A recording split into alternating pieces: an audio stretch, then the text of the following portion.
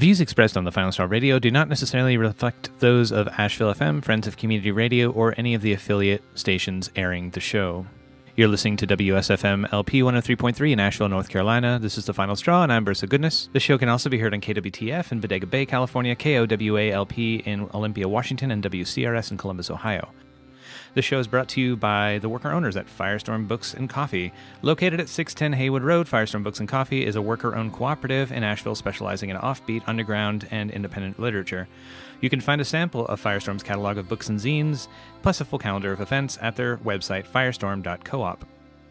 This week on the Final Straw Radio, I spoke with Mars Goetia. Mars is, among other things, a musician, parent, and anarchist who's been doing a lot of thinking and working around conflict engagement in and around anarchist communities.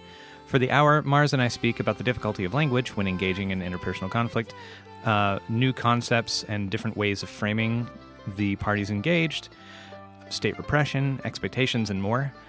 For a much fuller version of this conversation with Mars, plus a bunch of announcements and more, check out the podcast of this episode at thefinalstrawradio.noblogs.org.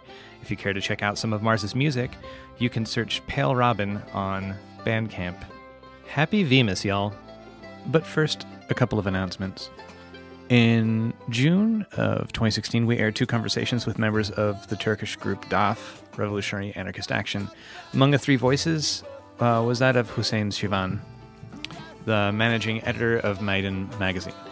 Hüseyin has just been sentenced to 15 months in prison by the Turkish government for Mayden articles in support of Kurdish struggles for autonomy and against state repression in Turkey. The sentencing comes amid a very troubling time in Turkey, following the Turkish government's reversal of seeking peace with Kurdish groups in the country's eastern regions, a failed coup earlier this year, the grab at increasing presidential control and prerogative. Non-secular regime of Tayip Erdogan has resumed military incursions into Kurdish communities and purged educational institutions and media of critical voices.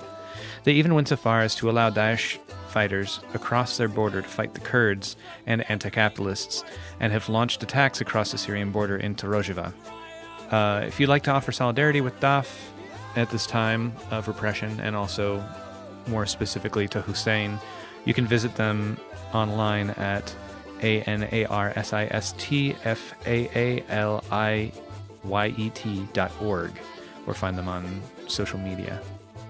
Also, on January 5th, 2017, the auditorium will be hosting a benefit concert for the newly formed Blue Ridge Anarchist Black Cross, starting at 9 p.m. If you come early, there's a Security Culture 101 and 201 training where folks will talk about things that you may need to keep yourself and your community safe. The lineup for the show includes Secret Shame, Nomadic War Machine, Kangarot, and Cloudgazer. But first, a few words from anarchist prisoner Sean Swain. What you say, what you say, what you say, what? We're caught like a fly! For whatever reason, the following statement has been transmitted to me with directions for me to read this in the time space where my regular segment usually goes. I just received it within the last hour, so we had to scramble, on a holiday no less, to run all of this past the radio station's lawyers for their approval. I have been advised to first read this disclaimer, that the following statement does not in any way reflect the position of this station, this program, or this prisoner. Having said that, the statement I have been directed to read specifically on the Final Straw. Here it goes. We are the Holiday Underground, and we have Santa Claus. We, the members of the Holiday Underground, believe that holidays are superstitions that serve as a kind of cohesive force that serves the powers of nation-states and the global market. We oppose all holidays, but we especially abhor the worldwide spectacle commonly known as Christmas. We, the Holiday Underground, seek to sabotage and eventually abolish all holidays, all states, and all economies. To that end, we have begun by undertaking for our first public action what we believe will be the death of Christmas. We currently have Santa Claus, otherwise known as Kris Kringle, Saint Nick, or Father Christmas. We are holding Santa Claus in a secure underground location. While we had hoped to capture him at the beginning of his toy deliveries last night, we were unable to carry out our plan until almost the very end of his run. Early this morning, we blinded Santa Claus with a laser. Taking advantage of the element of surprise, an anti-holiday rebel fired a surface-to-air rocket that took out Santa Claus's lead reindeer. popularized by the claymation propaganda that gave him the nickname Rudolph. The rocket turned Rudolph into nothing more than pink mist. In the mayhem that followed, Claus and his remaining reindeer were forced to crash land. 6 of the remaining 8 reindeer survived. We descended upon the sleigh, and in the firefight that followed, we killed 2 elves and injured a 3rd, who eventually surrendered. We then took custody of the elf, 6 reindeer, Claus, and a large bag of toys yet undelivered. Claus is currently unharmed. We consider Santa Claus a war criminal who has waged a religious-based ideological war that prevents peace in the world.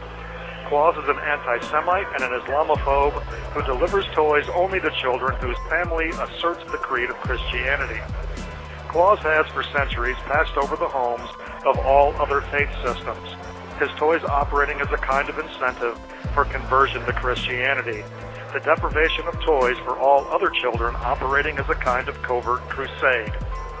We consider Claus's elves and reindeer as accomplices in this centuries-long crime against tolerance. We now make these demands to the industrialized powers of the world, non-negotiable demands that must be met according to our timelines. If our demands are not met, you will never see Santa Claus again. Christmas 2017 will never occur. First, we demand that every radio station and music store in the world smash every single compact disc containing Christmas music. We insist that every nation-state immediately undertake an emergency session of their legislature to ban the playing of Christmas music.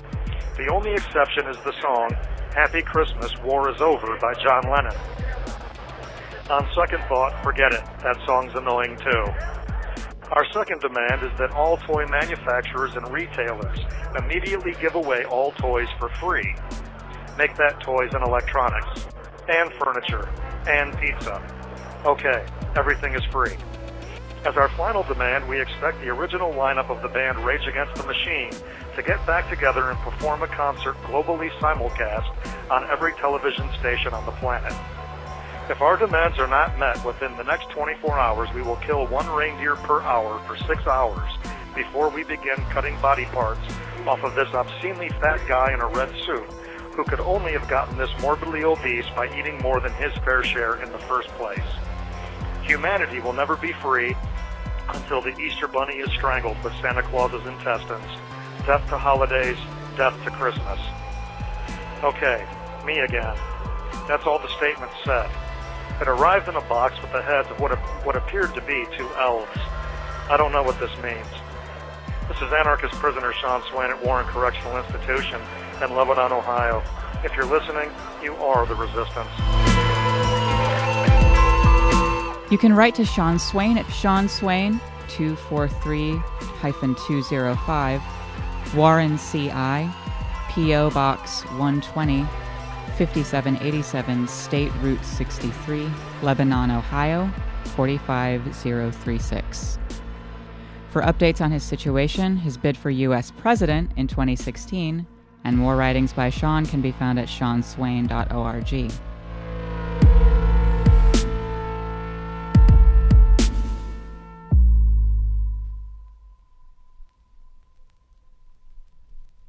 We're speaking with Mars Goetia.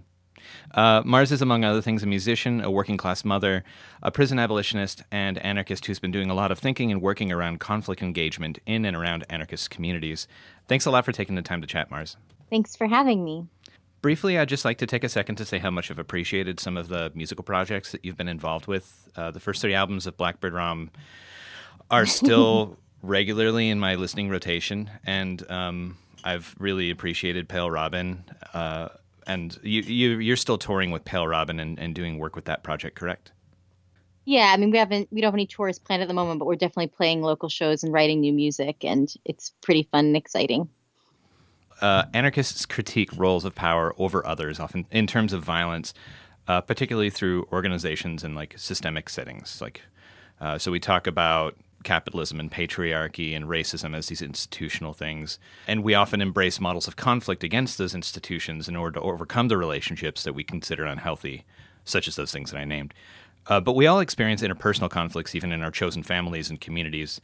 Can you talk about the difference between how you think about those systems, those overarching systems that impose, and the conflict that we engage with each other in communities? It's a lot to unpack, sorry. Yeah, and I think that there's a couple of things that are coming to mind. One is that there's actually more similarity between those two things than I think we pay attention to. But the differences matter too. So I guess what I'd say is that there's two differences that come to mind right away. One is that, when we're talking about conflict in larger systems of oppression like capitalism or patriarchy, say like a conflict with Wells Fargo or something like that, there's power inequity, but it's visible. And when we're dealing with conflict in our own communities and movements, there's often still power inequity, but it's less transparent. And I actually believe that that is part of what makes it more difficult to engage with conflict in our movements and communities, is that there's a lack of language for discussing and talking about, differences in power without stigmatizing those. It's very stigmatized within anarchist communities and movements to talk about emerging leadership or differences in access to resources and things like that, unless they specifically have to do with white privilege or larger systems of oppression. But if we're just talking about social influence or social power, it's very stigmatized. And so it's difficult to have those conversations. But I do believe that there's often power inequities involved in both of those. Another difference is the willingness that we have to do certain kinds of engagement. Like, for example, if someone's involved in our everyday lives, your lover's other lover, your comrade, someone you work with, someone you have to see at gatherings, we might be more willing to stretch and have a difficult conversation. And we might be more willing to be vulnerable. Whereas with a huge system of oppression like the police, it can be, a lot more. There's a very different risk we're taking when we choose to engage with that. And so we have to protect ourselves and assess that risk. Whereas with one another, it's easier to conceive of each other as human. It's easier to, engage as humans. And to some extent, it's a good sign that, we're willing to get angry with each other or willing to show intense emotions with one another, because, to some extent, that means that we haven't completely retreated from what's difficult, whereas with the cops, showing vulnerability is very dangerous for us. And so we have to some extent retreat, whether or not that's strategic. Our organism just tells us to do that to remain safe. So those are some of the differences that I see. But ultimately, while those differences are real and that nuance really matters for how we choose to engage, I actually believe that it's harmful to force those things into a dichotomy. And I don't mean in a very lovey, everyone's human kind of way. That might be true, but more in a very practical way. And for a few reasons. First of all, it makes it much more likely, if we're forcing those things into a dichotomy, it makes it much more likely that when there is a transgression in our community, we ostracize and demonize, because that's what we already have set up. That's the box we have available. So if someone in my community, say, for example, causes harm in a way that reinforces systemic sexism, just for example, it makes sense to put them in that box. That's what we already have set up. It's easy. Why not? We do it to racist cops, and why don't we do it to our comrades when they exhibit racism? And so it just makes logical sense within that culture and infrastructure. But I believe that that's actually harmful for us engaging with conflict. So I just want to point that out as a way that seeing those things primarily through their differences actually creates invisible culture and infrastructure for how we face conflicts in our own community. Another thing that I think is part of why it can be a problem to force those things into a dichotomy is that it creates the illusion that there's something wrong with those specific people and not with the system itself. So if we say, you're no longer on my side because you've exhibited sexist behavior, so now you're one of them, then we're making it seem like it's this person's problem. And I'm not trying to say that, to avoid people taking personal responsibility, because we do bear personal responsibility. It's just that if we fail to see the systemic context in which people make their choices, then, we won't be basing our strategies or visions on the actual truth of the situation, and we'll be less successful. Once I was at a workshop, and this writer and teacher, Mickey Cashton, said something along the lines of, if the problem was evil people, the solution would be simple. We would just kill them. But that's not the case. And I'm guessing that most of the listeners for this show are anarchists. So I don't mean to preach to the choir, but I think a lot of us know that if every top CEO in the country quit tomorrow, people would be compelled to take their place, as long as it's advantageous to them within the capitalist system. And so it's really not the individuals, it is a system. It seems like besides just not engaging with an individual as an institutional power and cutting them off as like an avatar of this larger power structure, that like, okay, so I'm reading this like Sarah Schulman book right now, Conflict is Not Abuse. And one of the points that she makes in there, I think quoting from someone else that she learned a bunch from, was that in some ways, because we rely on a lot of people, or society has taught us to rely on police for solving our problems or engaging or like inserting themselves and then separating parties or what have you, that has caused in some ways our subculture or like our communities to atrophy in the ability to actually engage with conflict and try to work through differences and figure out where we're at and build new terrain. Does that make sense? Yeah. Oh, it totally makes sense. Of course, we don't want to use the police because historically they use state-sanctioned violence to repress political dissidents and radicals, and to uphold systems of capitalism and oppression that we oppose. And so, we're taking that risk if we use the police. We're taking the risk of our communities being targeted, essentially. So, of course, we don't want to do that. But then at the same time, so many of us don't come from cultures where we have intact ways of handling conflict. Whether that be because it's so long ago in our ancestral history that we don't remember it, or whether it's because it's been more recently disrupted by colonialism, we just don't have access to that. So it's true that for many of us, there's, that muscle has atrophied and we're just barely figuring it out. A lot of the methods you pointed to one earlier about like the ostracism, but it seems like, so as radical communities, however that looks, we've tried to figure out ways to engage outside of, we've sort of like tried to relearn over the last couple of generations, starting and stopping along the ways to actually engage around conflict. And it seems like some of that reproduces the state. Can you talk about like some of the methodologies that you've seen radical communities engage outside of ostracism with conflict, and maybe some positives and negatives? And you've also mentioned like mistaking a person for an institution.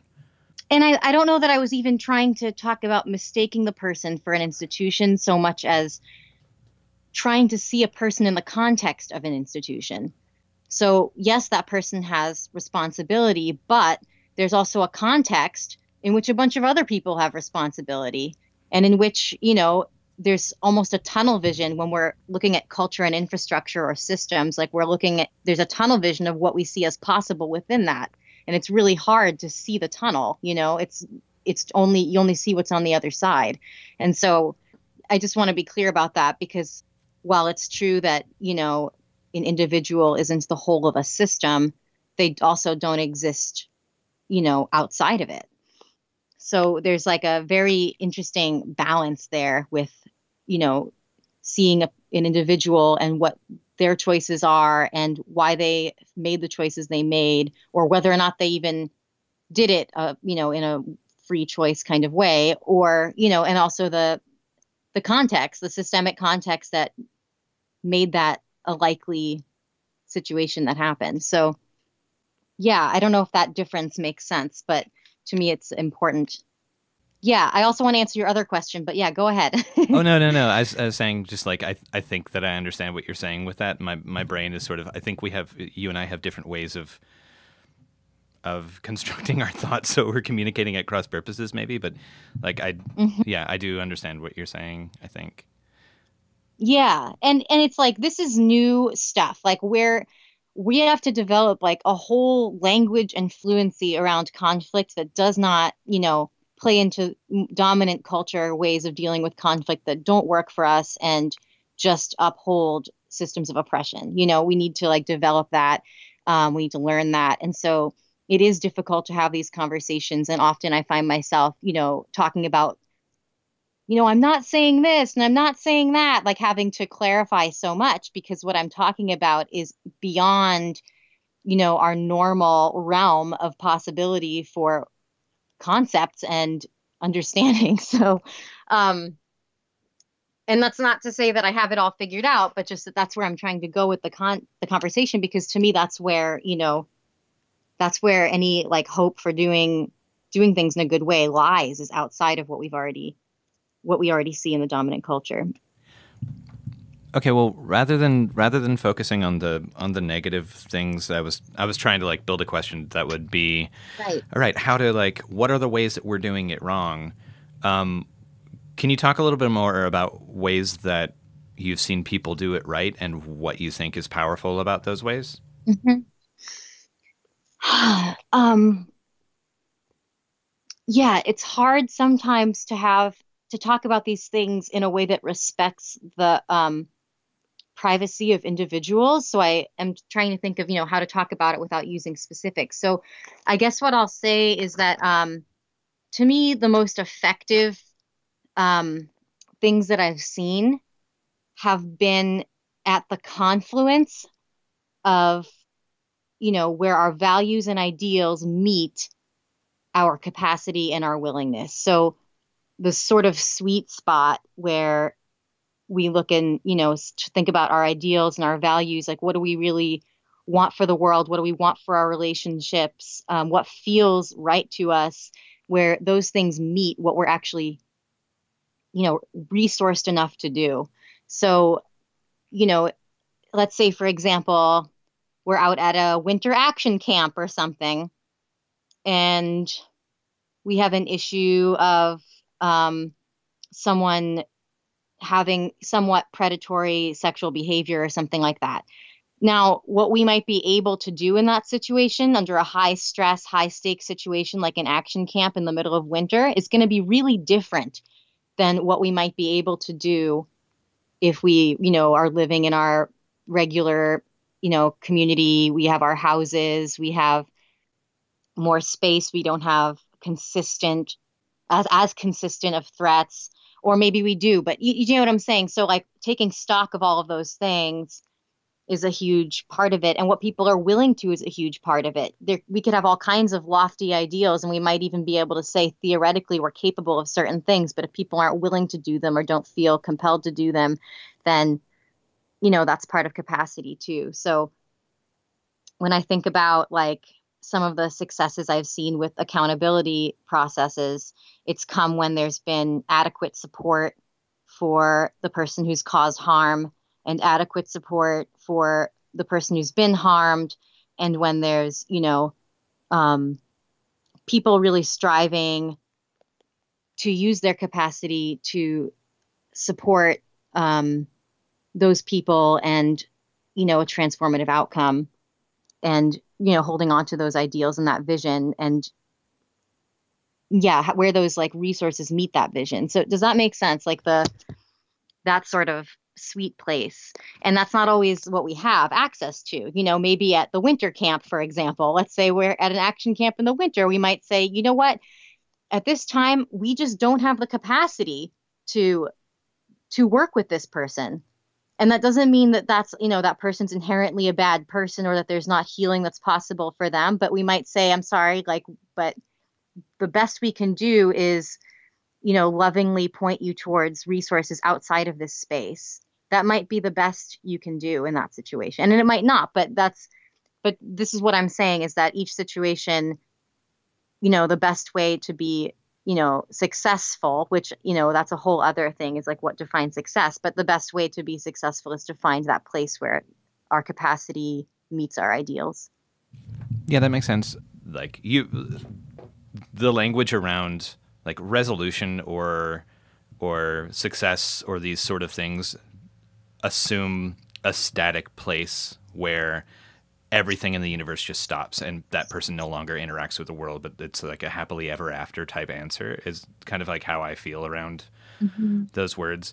So I guess would success be ideally like this person comes to realize like, oh, these are the implications of the way that I interact with someone else. Here's some of the reasons that I act through this, and here's like me taking responsibility for this. I'm going to stop doing this, and then support to help the people that have like the way this gets weaved seems like such a big pattern that it's kind of hard to even, wrap my mouth around, sort of. Yeah. Yeah, and that's one way that, some people might feel that a process is successful is something like you described, but there's so many ways, and for me, part of engaging with conflict is humility and just that I don't know what the outcome will be, and that it might something that feels good to the group or feels good to the people involved might be different than what I can imagine in this moment.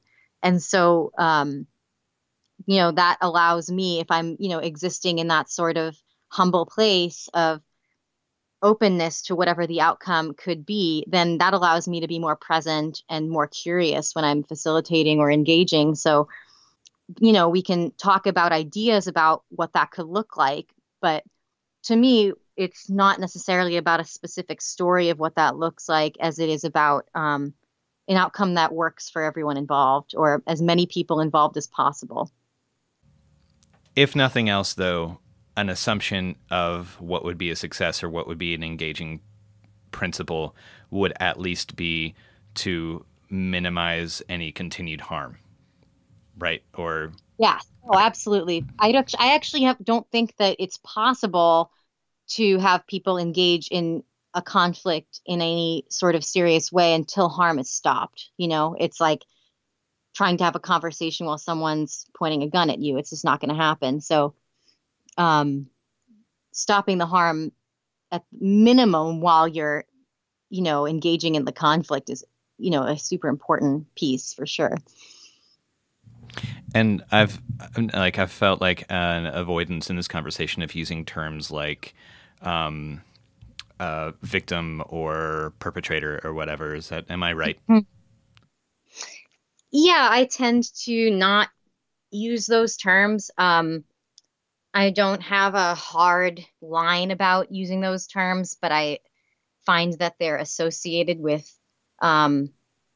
sort of like assumptions and judgment about the individuals. And so in order for me, as a facilitator or as a person supporting conflict engagement, then for me, it's more important for me to not come in with those assumptions because that would prevent me from, helping the actual reality come out.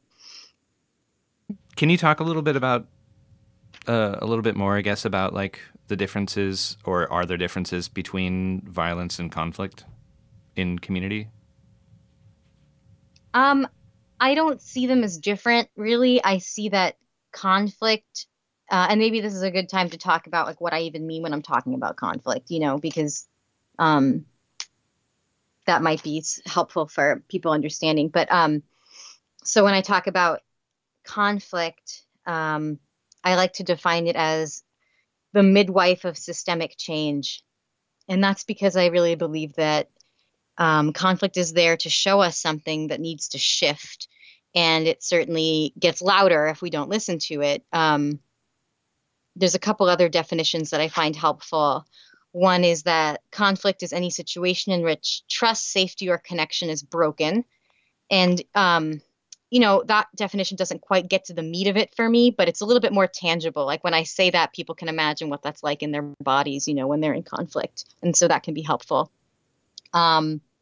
And another definition that I really like is from this person, Dominic Barter, who's part of developing a process called restorative circles. And he defined conflict as the arrival of new information in any system that seeks to remain the same. And so, I see that as any system, be that a relationship, an organism, a group of relationships, any system, that's trying to maintain stasis will be in conflict when unintegrated information arrives, and conflict is that information trying to visibilize itself. So the way that information might try to visibilize itself could look like violence. It could look like, escalation. And so in that way, I see violence as like, a potential piece of conflict that isn't always there in every conflict, but can be. So I don't know that there's a difference between them. So, I mean, there is a difference, but, they're not mutually exclusive. You could maybe say the whole, like a dialectical look at it. You've got this thesis that's kind of sitting here, and then you've got this new material that comes in, this antithesis in this case, because the host body or the original is like, this is from the outside, we don't want to integrate it, and then a synthesis occurs, and sometimes that synthesis looks like harm or looks like difficulty, but it's going to be difficulty anyway because two systems are engaging and overlapping and melding. It could be two systems, or it could just be something that already exists in the system, but, is kept under wraps. For example, let's say we have in a collective, and there's some individuals in the collective who maybe, are really good at speaking people's hearts or coming up with solutions that work for a lot of people. And through this, they maybe develop some kind of informal social influence, Now, there might be conflict arising simply because there's no transparency about that power. And it might be that once there was transparency, perhaps, that you could come up with ways to allow those people to be responsible with that power, or maybe certain things to help that power be more fluid and shared. But as long as it's repressed, as long as that conversation isn't happening, that's new information that isn't integrated. So that's just one example of something that might cause conflict in a group that is, something that's already part of the system, but just isn't acknowledged. And so it's trying to be seen. It's trying to, the conflict is there to say, hey, look at this. It matters, Yeah, that makes a lot of sense. Definitely unspoken power dynamics that aren't necessarily negative. And sometimes it feels like, having been involved in groups with different, like some people have more age on them, or some people like have just that ability to communicate or what have you, or even the concept of leadership seems to be like, I have trouble engaging with the concept of leadership as a positive thing, because I always think about it internally of like, that's just like taking over sort of, but as opposed to recognizing that some people have like good ways of communicating and like experience that other people can listen to. But the anarchist in me, or part of the anarchist in me, is just like, anytime someone is speaking with a power that isn't dispersed among everyone within a group, that it is necessarily a negative thing, And that's our bodies tell us those things for good reasons. We've watched leadership destroy movements. We've watched movements get co-opted by outside supposed leadership. Like, we have very good reasons for being wary of those things. And you know what? Like, when it's not visible or transparent, that creates huge problems, because then there's no accountability for it. There's no way to consent to it, because, as an anarchist, for me, I am very much into consent-based organizing, consent-based society. So to me, if we're not being transparent about power differences, then we haven't consented to them. And so, of course, that whether or not it could be good for the group doesn't matter, because there's that human need to have agency, over my own survival. And that is going to be undermined if someone else has power over me that I can't engage with at all. And so if we destigmatized talking about power differences, then we might be able to have them happen sometimes in a good way. They might be more fluid. There might be more responsibility around them. But as long as they're not transparent, we're going to have that reaction inside of us. And I don't think we should ignore it or get over it. So can you talk about what it can look like sometimes if we don't engage with those things, not in terms of necessarily just internal dynamics of mistrust or jealousy or whatever else comes around that, but in terms of how the state and other outside power structures do co-opt movements or do break apart and make use of our, COINTELPRO is like an easy example to point to. Yeah, I mean, we know that historically, like COINTELPRO and, I'm sure other aspects of state power, use conflict to their advantage to destroy movements from the inside out. That is historical. We know that happened, in the American Indian movement, in Black liberation movements. And we have no reason to think that it isn't happening today. And so while I don't know that I can, I don't know that I'm personally qualified to go into the detail of that or into the detail of what happens specifically in movements when you don't, acknowledge power. I believe that, all of us have experience with that. But what I will say is that as long as conflict is a consistently huge destabilizing force, then it's going to be a point of leverage for the state. And so if we can come up with ways, to use conflict to build resiliency, to adapt, to evolve, then it just makes it less of an easy target. So if we're talking transparently about differences in power and, coming up with, to the best of our ability, coming up with solutions to work with that or share that or create responsibility around that or have that shift or whatever we choose to do, that's less of a point of leverage for the state. If the state sees us floundering and, if you dare say someone has social power, then suddenly that's means that person's bad. And so, of course, they're going to deny it and blah, blah, blah.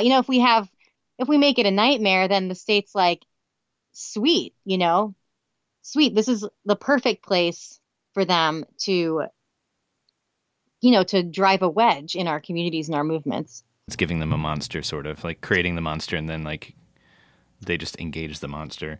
Yeah, and I just want to be clear that I'm not in any way blaming. I don't mean that to sound like I'm blaming communities or movements that have had police repression use conflicts to destroy them. It's not.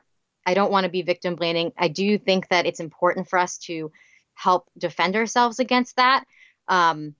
But we only have so much control over that. And so I just want to be clear that that situation could happen no matter how good we are at it. I think it'll be easier for us if we're better at dealing with conflict. If it's not a huge destabilizing force, it'll just be more difficult for them to use it. It might still happen. A ways back, you were involved in creating a group called Truce towards radical understandings of conflict engagement as a way of engaging around, obviously, like the title says, conflict in communities. Can you talk about Truce, what its purpose was, its vision, and where it went? Because I was in Blackbird ROM for so many years, I had the opportunity of traveling to a lot of different communities. And when I started learning about conflict and, more radical approaches and more mainstream approaches and all of that, I was having a lot of conversations with people around the country about it and about ways it was destabilizing communities and movements. And it seemed like everywhere I went, people were excited about what I was doing. And everywhere I went, there was sort of this thirst for something like that. And so basically, when I first started learning about conflict, I had this idea that okay, I'm going to go learn about good conflict methods. And then I'm going to come back and teach all the anarchists and then we'll be better at it. And then I really quickly realized that it doesn't work that way, and that like how we respond to conflict and what causes conflict, all of that is systemic. It's cultural and infrastructural, whether that be formal infrastructure or informal infrastructure, but that, it doesn't just, you can't just introduce a bunch of new skills and keep everything else the same. That's like saying we could just introduce community policing and suddenly the police would be better. We all know that they're intertwined with a bunch of other systems. And it's the same with our ways of dealing with conflict.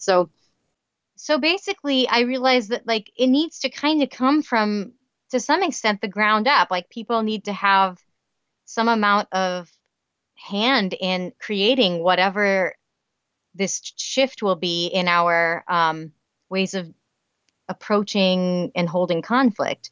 And so Truce was started to kind of support people in coming up with that on their own in their own communities. And so what we did was we would go around and we would do talks and workshops to help people sort of uncover some of the informal rules about conflict in their movements, or unspoken agreements, things like that are harder to see and harder to talk about, but that shape what we do and what's possible. So we did a lot of that. We also went around doing interviews with people about conflict with a lot of different anarchists and radicals in the U.S. I probably interviewed about 30 people. And so we would get a lot of information about what are people already doing, what isn't working, what is working, what are the needs in the communities and how are they trying to meet them? Is it working or not?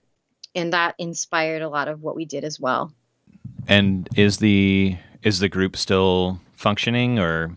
So we're really not. And the reason for that primarily was that it wasn't like the ways that we were trying to do it weren't quite working. Sometimes it was working, but it seemed like it was maybe just too big of a task to go around and like give these, workshops or help people have those conversations, but then we would leave. And it seems like there needs to be more support. So I've been not with Truce anymore. We're not really doing anything. Maybe something will happen in the future, but at the moment, Truce is kind of on hiatus for perhaps permanently, perhaps temporarily.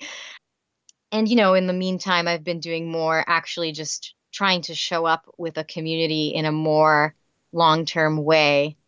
So instead of showing up and supporting conversations happening and hoping that people take it from there, just continuing to show up. And I've had a little bit more success with that, but it's a work in progress. Like I've never done this before. I don't know anyone else who's ever done this before. So, making the best guesses and decisions I can based on what I have, which is all I have to work with. I mean, this is you functioning within mostly the community that you're immediately living in, or has an article called Beyond the Fight Tarp, where you talk about engaging with, or is it okay for me to bring this up? Yeah, that's fine. Okay. Engaging with conflicts at like the Earth-Verse rendezvous. But so you're when you're saying like community, do you mean like the rad community in sort of quotes, or do you mean like in your immediate community, or like a mixture of just the circles in which you travel? I guess I could mean, I mean mostly more specific. So Earth First would be one movement that I've more consistently over the past couple of years showed up to support in their conflict culture and infrastructure. And, also here where I live and, other smaller groups and communities. So it's, and, at times I've shown up and then it seems like there's not interest for me to be around. And so I don't keep showing up. And other times there is, and I keep coming back. So it's not like I can come in and say, hey, you need this or something. Like people have to like ask for it, or else like, what am I doing? Then it's just, colonialist or something if I'm coming in saying, I think you need this. Yeah. Anarchist and rad and feminist communities in like certain circles interact with other circles outside. Do you find it helpful to think about the networks of engagement and the small like the big, but the work that you're doing in these localized environments and helping to get those ideas spread, or do they spread through all the people that interact with those ideas with you around how engagement or how conflict can be engaged with, and that the idea is that it will filter into wider societies? Or are you just worried about the people that you're engaging with and keeping your eyes on the eyes of the person across from you? Like, do you think that there's a way of wider reproducibility of this? And what sort of like methodology would you go about that without just turning into some Xerox copy that doesn't actually have a human element to it? Yeah. Okay, so I think there's two things I'm hearing in what you're saying, and tell me if I'm right. I think I'm hearing you talk about, first of all, just like neighboring communities and movements and systems within, radical U.S. politics or whatever, or movements. So just within, like, say, my little community here where I live, and other ones that we have to interact with or network. So that's sort of like whether or not I think about the neighboring systems and how they all interact, or if I'm just focusing small. But then I also heard you asking about, once we are doing this within our movement, do I think about how that translates to larger society? Are those the two sort of pieces you're touching on? Sort of, like, how do we, and maybe I'm restating the same thing you are, just different words, but like, yeah, how do you, like, no, I think the way that you address it is fine. Thank you. And the how part too, like, is part of that. Okay, so I think actually, yes, I'm certainly thinking about the overarching, whatever you want to call it, subculture around anarchism in the United States. And I did interviews across the country for that reason, to get an idea. And there's hugely patterns. It's not isolated. People are doing similar things to address conflict and harm, like, across the country. And I focused on the United States because that's where I am. I imagine there's some similarities elsewhere. I sometimes conference with an anarchist in Copenhagen about these things, and she expresses very similar things. So it might be bigger than the United States, but for now I'm focusing here, and clearly there's systemic things happening across the country. So yes, even if we do things really wonderful in one small piece of this larger anarchist subculture or a larger anarchist movement or whatever you want to call it, yeah, we're going to be influenced by the neighboring systems because they're all intertwined and they're networking. So I do think about that. What I discovered with Truce, because that was our original goal, was that actually I'm just not big enough to take that on, or at least not in the strategies I was using. So it might be true that there's more I could do with that. But at the moment, the best I have figured out is to do it little bits at a time. And I've been asked a lot to write more, or to release a zine or something like that. And I can only say that the main reason I haven't done that is because I don't have time. I sometimes joke about wishing someone would just follow me around with like a tape recorder or something, but not in an FBI kind of way. I was about to make the joke. Well, smartphones do this. Yeah.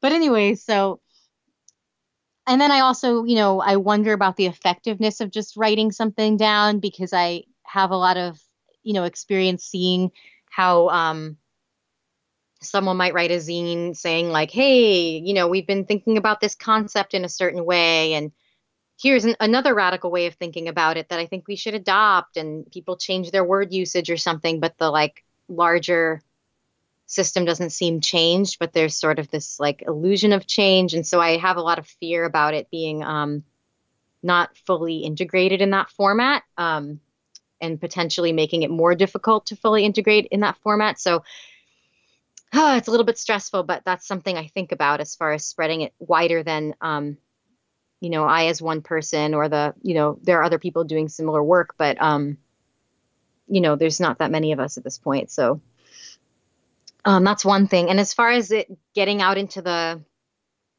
larger world, beyond movements that are already recognizing the harmful ways that capitalism is destroying the planet and systems of oppression are making us like,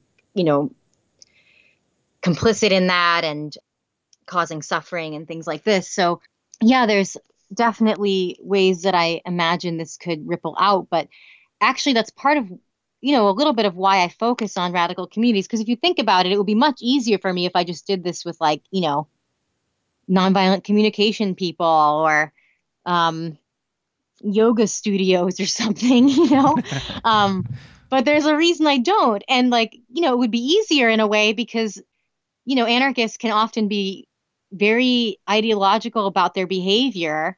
And that makes it really hard if people have, these deeply held beliefs to justify ineffective behavior.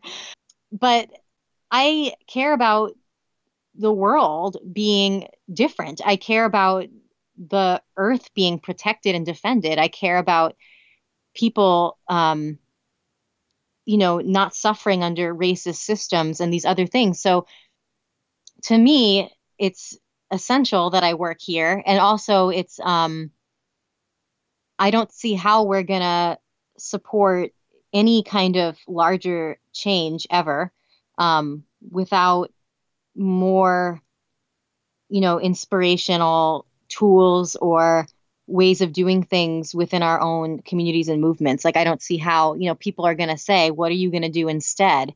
And, as much as we want to say, oh, don't worry, we can survive without prisons because, most of those people aren't in there for violent crimes anyway. And it's crimes having to do with poverty and this and that. Those things don't go away overnight.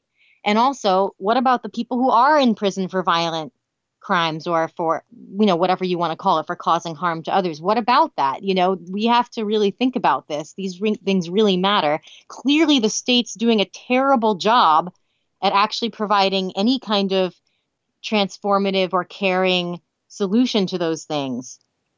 Clearly it's oppressive. I don't need to convince probably most of your listeners of that, but at the same time, we need to seriously think about what are we going to do instead. And then also, would we want the state to do something that's necessarily transformative in those instances? Mm-hmm. I mean, transformative is do we want a caring state? Do we want an overarching institution that integrates itself into our healthcare and our death care and, all of these aspects? I don't. But yeah. And I'm curious, just for the sake of this conversation, tell me some of the reasons why you wouldn't want that. I guess because of the disconnect because while I would like for us to be able to organize in the communities in which we live in ways that can be therapeutic to people that are suffering and to engage around conflict and help people work through issues they have with each other and what have you. I think that an institution that sits separate from our community and from the actual interests of the individuals involved and is inherently interested in its own continuation. I think that the conflation of those things is it creates some conflicts of interest between the institution and the health of the individuals that are in the society. So I think healthcare is awesome. I wish everyone had healthcare. I think that we should be able to organize ways of distributing and sharing resources and sharing knowledge, and people can build expertise in these areas of really complex body systems and different modalities of healing. But then again, also the way that healthcare is right now in the US, we have this, we have Medicaid, Medicare, we have the marketplace, which is aptly named, where people get charged for not engaging and paying for this thing. So it's this it's the possibility for allopathic Western healing, but it's kind of shoved down our throats in a way that also hampers us and hamstrings us because it's money pulled out of our pocket to pay all of these middle level administrators and the pharmaceutical companies being it's a complex thing that I don't claim to have a full understanding of, but I have a deep-seated distrust of the way that it's being implemented, if that makes sense. I'm not just like some sort of, I don't think of myself as some sort of like bootstrappy, like, oh, the government is coming in and giving us food, like, screw that, like. That. Yeah. Yeah, but you bring up really good points, and I think they're really valid, because I think language matters in this way that I'm like, you know what? When people say state, I tend to think of, an apparatus that requires violence to function. But if someone used that word to talk about something more similar to, a community that I'd want to live in, I don't really care what you call it. Yeah. But at the moment, like, when we think about like what you said is really important, that, something that seeks to preserve itself. Because remember earlier when I talked about conflict, I referred to it being the midwife of systemic change. And I also used that other definition that talked about it being the arrival of new information in any system that seeks to remain the same. So if it's trying to remain the same, if it's trying to be in stasis, if it's trying to uphold itself, it might not fully provide, the resources for transformation, because transformation might mean that it doesn't exist anymore, or it might mean that it, something completely different takes its place. And so in that way, we have a very healthy distrust of that, because we know that if we don't have power to access the structure of these things, then how do we know for certain that the structure is going to act in our best interest, or that it's going to just simply change when we need it to? We don't know. We have no way of knowing if we don't have access to it. And so while it might be possible for us to develop, infrastructure and culture around conflict and harm in communities to, that work for us, and that we have access to changing if we need to, the current state apparatus couldn't provide that. So it's just not possible for it to. And like I said, if someone out there is listening and has some definition of state in which, it's not based on violence, or you do have access, that's fine and good. But we're talking about the difference between whether or not we have actual power within the systems that we're working in, and whether or not we don't, and we don't have them with the state. Which it does also feel kind of weird, one must admit, in terms of like at least immediate harm reduction, to argue against services being provided by the state as it exists, right? Or like education, like educational, like there's so many things that education or the various healthcare systems or sanitation, or all these services that are like quote unquote provided, that are beneficial to the communities in which we live. We don't have huge typhoid breakouts in general. Like, not many people starve to death in the United States, except for ones occasionally in cells called prisons. But, there's tons of civil society and governmental like resources available. But what's the catch? Right. And that makes it very difficult for us to step away from the system, because it might mean that there's, way more harm occurring before it has a chance to get better. And that's, you think about like someone, people like the Black Panthers who are providing free food.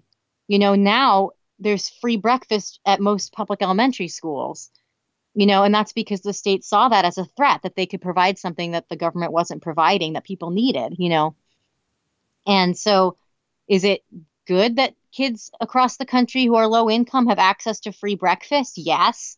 But we have to recognize that the political price that was paid for that.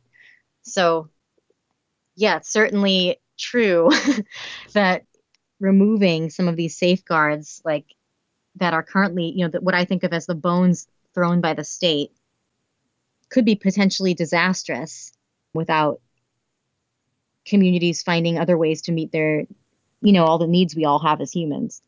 And like a counter narrative to that is, and maybe the bones being taken away, is like within the prison system, and as an abolitionist, I'm sure you're aware of this, and a lot of listeners are too, the privatization of resources, the increased like dependency of people on their families on the outside, which are mostly because of the makeup of the United States in general, but also people that are criminalized, mostly poor and disenfranchised folks, to send in money for commissaries, Like, because people's slave labor on the inside isn't supporting, like, if you get 15 cents an hour, that's not supporting your medical costs or your food costs, because they're taking away the libraries inside of prisons and the programs. People are, like, hungry for knowledge. And so people, like, we have books to prisoner programs that anarchists and other rad and religious communities form to send literature on the inside if they can even get it in. But we find ourselves working our fingers to the bone outside of, like, working jobs to provide these, like, modicums and very, very basic things for people on the inside, when these were resources that were being provided by the state up until,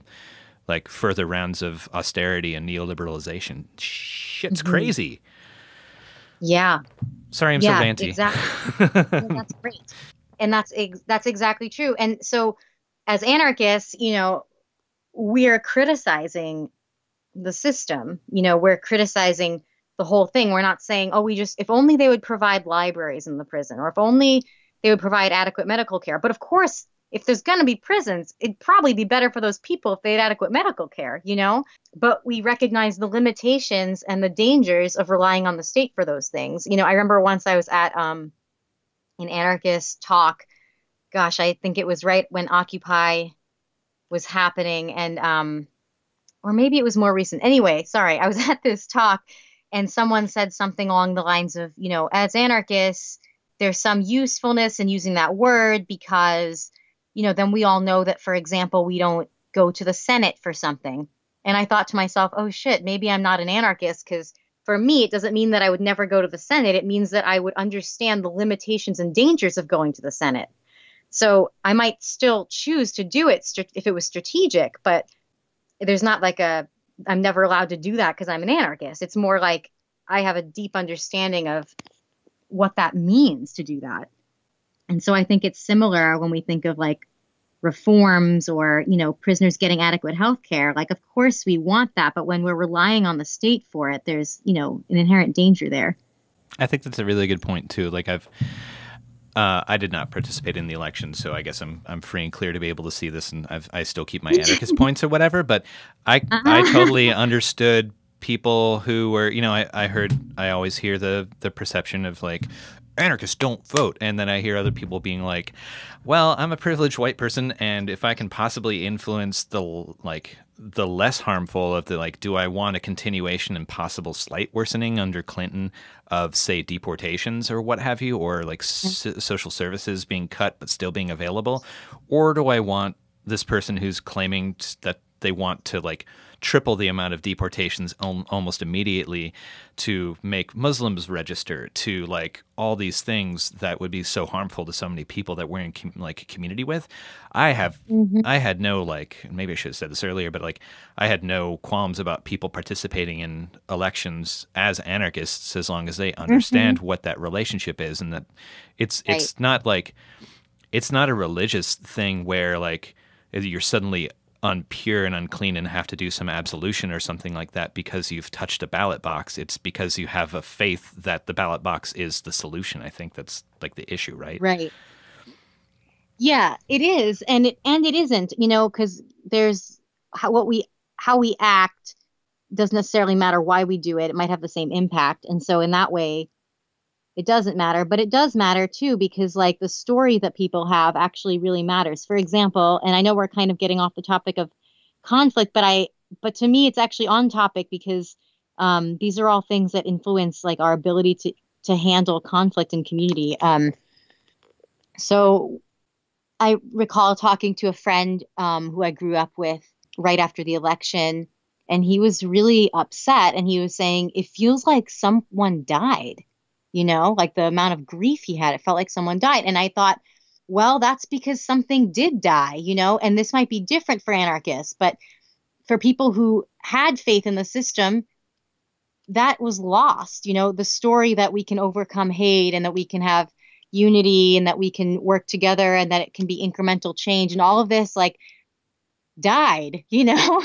And so to me, that actually, you know, I don't think of myself as one of those people who's like, you know, oh, we need to have a fascist dictator so that people rise up or something. Like, I don't have that idea at all. But at the same time, there is a space that opened up in, like, the death of that story. You know, there is some kind of space for people to say, okay, well, that didn't work. So it looks like we have to come up with something new. And of course, there's like political elite that are, not letting their faith be shaken and are saying to give Trump a chance and all that kind of crap. But, for a lot of people, that's not the story they're going by now, and so there is some amount of how useful it is when that space gets created. And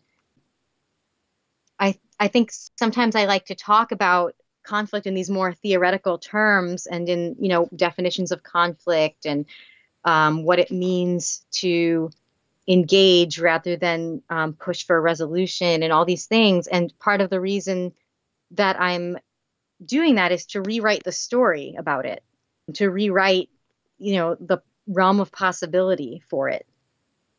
And so I know maybe I'm like, these things don't seem connected, but to me, they're really connected because we're still talking about what people see in their systems that they're participating in, whether or not they have faith in them, whether or not they even notice they're there. Like my friend didn't even notice that he had this story about how the world works until it wasn't true anymore.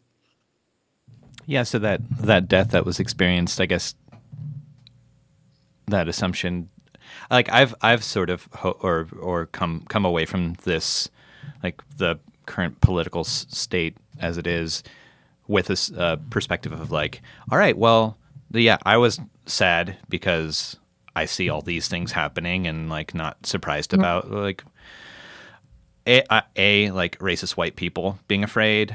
And or just like misogynistic dudes being afraid or whatever, but also about a lot of people wanting something other than the status quo and using this tool to say like, oh, here's something that's maybe other than the status quo in some ways, so I'm going to engage with this. It doesn't mean they're actively, it means lots of things, but this is a chance for something new and something different. And I'm not saying give brand Trump a chance, but this like takes puts the possibility of a conversation outside of the realm of electoral politics and out sort of a trust in those institutions, and says like, okay, well, if they can't do it for us, and if we can't trust them to do it for us, how do we do for ourselves? Exactly. And that's very high stakes. I think with this election, it's like I to me it felt like the realm of possibilities grew huge and the stakes grew huge, simultaneously. It seems like suddenly everything could matter in a way that is even more than before, if you can imagine that. And so the risks we're taking are a lot more intense. And then simultaneously, there's a lot more that's possible because, like I said, that story is people lost faith in it, which opens up a whole new kind of possibility. And so, but it's, it's scary because what if the story we rewrite sucks, Yeah, right. We have no idea what's going to happen now. And all we can do is, show up with our presence and our resources and our full selves and just go for it, Imagine the worst written or the most negative possible choose your own adventure novel. Yes. I don't want that. That's exactly what it feels like, only it's real, and the stakes are high. There's no going back to page 20. Yeah. And, and to bring the conversation a little bit back to conflict, that's what it is like when I work with conflict. I'm taking risks and I don't know. And here's a good time to talk about why I choose not to use the word resolution. So I see engaging with conflict as very risky and requires, therefore risk assessment and resources to make it, easier to choose to take that risk. And part of why it's risky is that I don't know the outcome. And no matter how well resourced or well trained I am, or how much experience I have, I can never walk in to, a conflict that I'm supporting or facilitating and know the outcome. And so I choose not to use words that, make it sound like I know that outcome. And so I was raised Muslim in New York, and growing up Muslim, I'm not a practicing Muslim at this time, but growing up, we said you would never say like, I'll meet you on Friday. You would say, Inshallah, I'll meet you on Friday. And, that means God willing, I'll meet you on Friday, essentially. And you don't have to believe in God to get the essence of that, which is that there's only so much control we have. At some point it's out of your hands. And I so have that ingrained in me. I have such a hard time. Like, when people say, so I'll see you tomorrow. It's like knee jerk. I can't say, yes, I'll see you tomorrow. I say, yeah, I intend on meeting you tomorrow, or earth willing, I'll meet you tomorrow, or whatever, because for me, I can only offer to do my best. I can only offer to show up and be fully present and use whatever skills and resources I have to make it likely that transformation or growth or change or learning might happen as a result of engaging with the conflict. But I can't promise that any of that will happen. And so, a lot of people who do radical conflict engagement talk about conflict transformation is the word they prefer to use. And I don't even like to use that, because to me, that's still saying that can happen. And, to me, that the humbleness in saying that I don't know what is possible and I don't know the outcome before I go in is necessary for me to truly stay present and truly be curious about what the outcome will be. And so I really try to shy away from using those words. And so I tend to say conflict engagement or conflict support, but it's kind of an evolving thing at this point. I think undergirding that, there seems to be like a real respect for that what one says one is serious about, and this is like truly what's in one's heart, and that there's a communication of honest intentions, and I think that seems to again, to use the word undergirding, undergird like how we need to engage like as honestly as we are able to, or as honestly as our conscious minds will allow us to, knowing that we always have these little circuits running in the back of our head, or we're always leaving stuff unsaid, but that we're trying, I guess, to engage in a conflict honestly towards the hope of coming to some sort of point of understanding and Totally. And to me, it's part of about having integrity. For me, part of integrity is trying to be in alignment with my values and be transparent about that to the best of my ability. And the truth is that I don't have control over the outcome. So I want to be expressing that. I don't want to be claiming something different than the truth, And also, just from a practical standpoint, for me to frame it that way to myself helps me facilitate in a truly open way, and a way that allows me to have faith in whatever comes, and which I believe, faith and risk are very much sort of hand in hand. And so if I'm taking those kinds of risks, I need to be able to do that. And also another practical thing, besides just for my own facilitation or my own mindset, is also other people. When they hear conflict resolution, some people, when they're in a really intense conflict and they hear you say that, they don't think it's possible, and it seems almost like, oh, you're going to come in here and try to fix this. Like, this can't be fixed. And, and when you're in the throes of conflict, I know this is true for myself, I often don't think about any kind of positive outcome. I think, if only this person would do what I think they need to do, then this would just be over, It's hard to really believe in a possibility. And so for me, just not naming a specific possibility is part of allowing people to, more honestly engage, or, not have to stretch to imagine something when they're not in a place of being ready to do that. If I can ask a kind of personal question. Sure. I mentioned in the introduction that you're a parent. I mean, this is all personal, whatever, but Sure. I mentioned that you're a parent, and how do you see, like, to reframe these like not setting up unrealistic expectations and direct, honest communication of intention and like desires and things like this.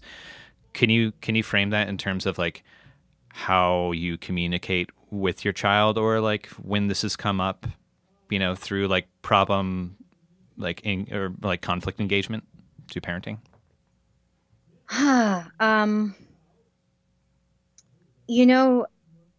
What feels in this question, I'm thinking like probably what you're expecting to hear, or maybe not expecting, but thinking about hearing, I guess, is about whether or not I use these skills with my parenting and how it influences my parenting. But honestly, I think that being a parent just influences how I'm able to hold conflict. Like that seems almost more relevant. I try to be a good parent and engage with conflict with my child in a good way. And I have to admit, and I imagine most parents listening wouldn't be surprised by this, but that's the most difficult arena in my life for this. Yeah, it's not something that I can pretend to have mastered. I definitely think it gives me a lot more patience and understanding when I'm engaging with conflict, and it helps me see the humanity in people, being a parent. And also, it's taught me a lot about the dangers of punishments and rewards, and bribes and threats, which are very much part of the dominant culture, coercive conflict response, So in that way, it's influenced me a lot, and I've learned a lot through parenting. I would say that the biggest influence of parenting has had on my ability to work with conflict is just really taught me the limitations and dangers of punishment and ostracization. And that when we punish or ostracize, there's a chance that we might get swifter behavioral results, like we might get the behavior to stop immediately out of fear. But the long-term results are that it will be even harder to come to any real understanding with the person who's been punished or ostracized, and will be essentially teaching people that the reason they should be doing anything is from outside danger rather than from intrinsic understanding or intention. And that just isn't sustainable. And I don't mean sustainable in a green capitalist kind of way. I mean in a possible in the long term kind of way. So it's not sustainable because as long as the threat is removed, the behavior will revert back. And so that's a lot of work for us to keep up that kind of threat. And we know that. We watch the police do it.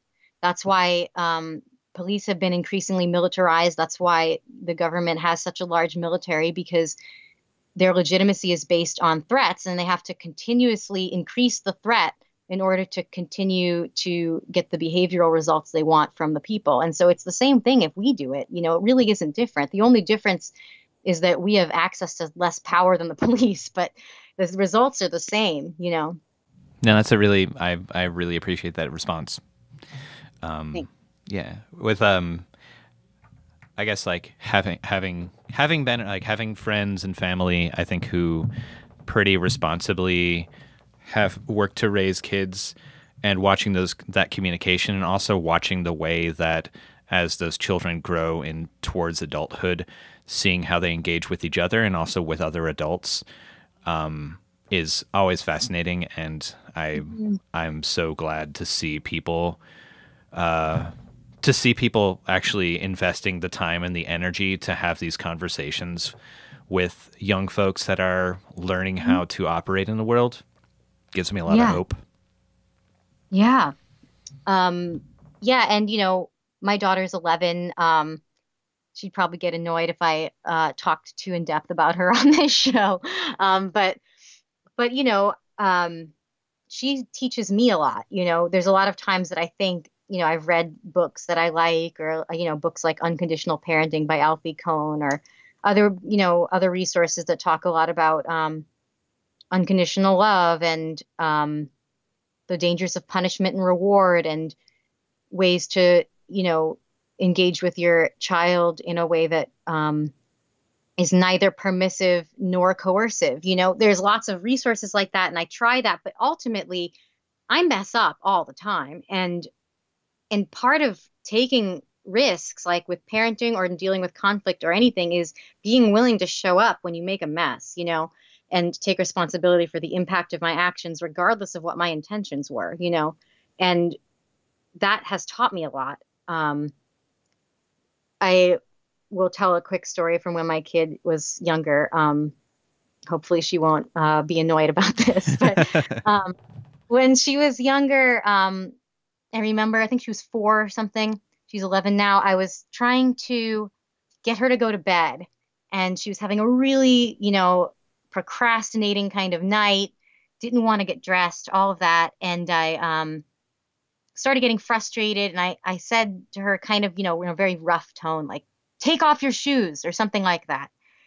And she did, and she got dressed. And while she was in bed, right when I was going to kiss her goodnight, she said, I didn't like how you said that. And I said what? Because, it was a few minutes earlier. And she said, take off your shoes, and imitated me. And I said, well, what would you want me to say instead? And she said, how about it's time to take off your shoes? And I just really appreciated that she just told me straight out, like, you can try this next time. I would appreciate that more, And I did next time. And so, I'm only human. I can have the best intentions, and I still get frustrated and don't always, I'm not always resourced enough to handle that in my ideal way. But, my goal, and I don't always succeed, but my goal is to then show up and hear the impact and try to do better the next time. That's the most that we can do as humans in relation with each other, right? I guess I was just going to say, this brings up for me thinking about how in anarchist subculture, there's this, almost perfectionist way of doing things in which, like, making a mistake could be, it could lead to ostracization, public call outs, all of these things. And that's not actually conducive to us learning from each other, because then it's more in our best interest to deny that we made a mistake than to show up and be responsible. So I wanted to bring that up because that's like a very real cultural, infrastructural reality that, affects our ability to actually do the thing I just said, to show up when you make a mess. That feels like something that people could experience because people do experience it, sometimes for miscommunication, sometimes for actually like hurting other people and making poor choices that have implications, or that can include not showing up and cleaning up one's mess. And so, yeah, that brings it back to like your point earlier of that it's going to take a transformation of values, of how we experience like what showing up means, of how we communicate with each other and figure out our needs together, and how we move forward and take things into account, and what expectations we have of each other, I guess. Yeah, and I guess I want to clarify that I don't know that our values need to change so much as the infrastructure and culture we have to hold them. Because a lot of us value, these beautiful things that are important in conflict, like autonomy, love, care, all these things that matter. We might value, power sharing, et cetera. But the infrastructure and culture we have doesn't really make it easy for us to live in alignment with those things. It makes it extra work to live in alignment with those things. And that, again, isn't sustainable. So, Mars, can you talk a little bit about what got you to want to start doing work around conflict engagement in community? Yeah. So the first thing I would say about that is maybe pretty obvious, which is that I've been involved in or impacted by serious community-wide and movement-wide and interpersonal conflict. And despite my best intentions and despite our best intentions, the response to those things hadn't really supported the needs of those involved or helped us move forward in a good way. And it almost seemed to be getting worse and worse. And so, yeah, that is a huge part of the inspiration. And then, another part is that I don't really have anywhere else to go. I've been an anarchist for the last 15 years. My parents are radicals. We're all broke. No one in my family owns a house. I'm a high school dropout. You get the idea. I have nothing to fall back on. And I've invested my life into, being an anarchist and creating community around that. And I thought I'd better figure out how to make this work because there's nowhere else for me to go. And so I started learning and practicing. And yeah, as you might expect, I discovered that most of the mainstream ways of approaching conflict didn't resonate with me. And was that like mostly through like accountability processes and such, like as they're normally dealt with? No, I mean, there's that, but there's also, there's the dominant culture way of dealing with conflict, which is generally coercion or avoidance, either repress it or use force. And obviously those don't resonate with me. And then, anarchists often recreate those things, in their movements. So that doesn't resonate with me. But even the your mainstream local conflict resolution center that does mediation and resolution, I'm trained in mediation and I do those things and I find those things useful concepts, but they also don't quite get at, the meat of it for me, which is that I really do believe that conflict has a lot to do with systemic change. Can you talk about some of the other difficulties of engaging around conflict engagement in anarchist communities? Yeah. I think I mentioned earlier the stigmatization of leadership and other power inequities, because if we can't talk about them, then we can't consent to them or change them. The ill-defined we, the fact that there's sort of a we that we don't know who is a part of and who isn't, and that, sometimes it's very clear who's impacted by one another and who's part of, networks, but then someone might be clearly impacting others and then claim to be not part of the we. So that ill-defined thing makes it very difficult to talk about the infrastructure, the informal infrastructure that we've created. Because, for example, you've seen people write statements, about something that happened in their community and make a public call out. They're clearly sending that to an audience, but who's the audience and whose responsibility is it? And what are we supposed to do with that? And where's the closure? There's completely informal justice systems, essentially. And so that's a huge challenge. And I understand why people, drifted away from, anarchist federations and things that used to be more common in the United States and elsewhere. And I don't want to discount some of those real issues, but what we have now, I don't think it's working either. So that's a major challenge. And then just for myself, one of the major challenges is that I don't use social media. And so that makes it difficult for people to access the work I do. And another one for myself is that I'm still learning how to do all of this. And I'm, putting a ton of work and energy into this. I don't have a college degree. No one's paying me to do this. I don't have any infrastructural support for what I'm doing.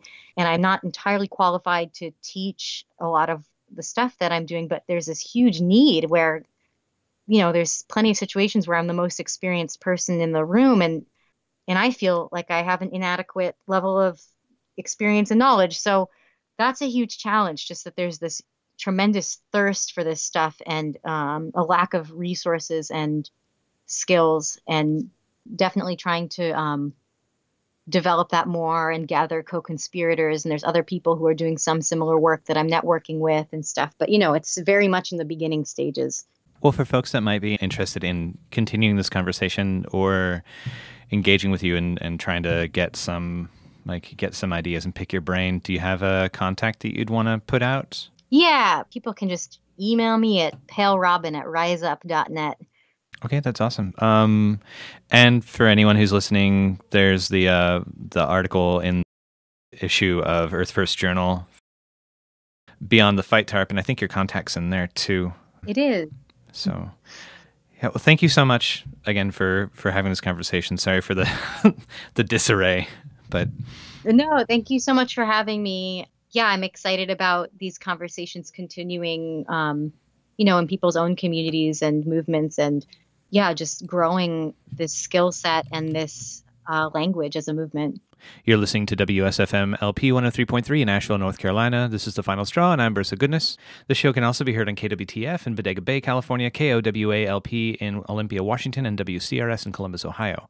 The show will later be archived at thefinalstrawradio.noblogs.org, and you can email us with questions or suggestions at thefinalstrawradio@riseup.net. Also, if you're interested in rebroadcasting any episode or segment, feel free to do so. Just send us words so we can brag about it. If you care to, you can send us letters at The Final Straw, care of Asheville FM, 864 Haywood Road, Asheville, North Carolina, 28806.